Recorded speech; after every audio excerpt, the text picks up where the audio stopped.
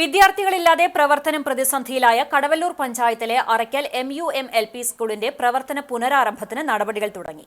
പഞ്ചായത്തിന്റെയും വിദ്യാഭ്യാസ വകുപ്പിന്റെയും നേതൃത്വത്തിലാണ് തുടർ നീക്കങ്ങൾ നടക്കുന്നത്. Panchayat president PI Rajendran, AEO A Moideen, Chowwannur BRC അധികൃതർ, ജനപ്രതിനിധികൾ, സ്കൂൾ മാനേജർ എന്നിവർ ചേർന്ന് യോഗം നടത്തി.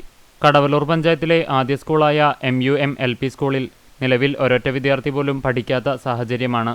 കഴിഞ്ഞ വർഷമുണ്ടായിരുന്ന 7 വിദ്യാർത്ഥികൾ ഈ വർഷം വിടുതൽ സർട്ടിഫിക്കറ്റ് വാങ്ങി പോയതോടെയാണ് വിദ്യാർത്ഥികളില്ലാത്ത സ്കൂളായി അറയ്ക്കൽ സ്കൂൾ മാറിയത്.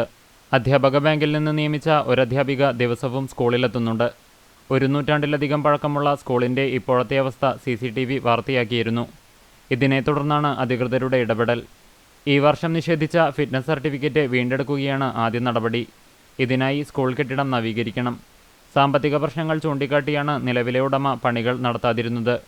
അധികൃതരുടെ ഇടപെടൽ മൂലം പ്രവൃത്തികൾ നടത്താൻ ഉടമ ഇപ്പോൾ തയ്യാറായിട്ടുണ്ട്.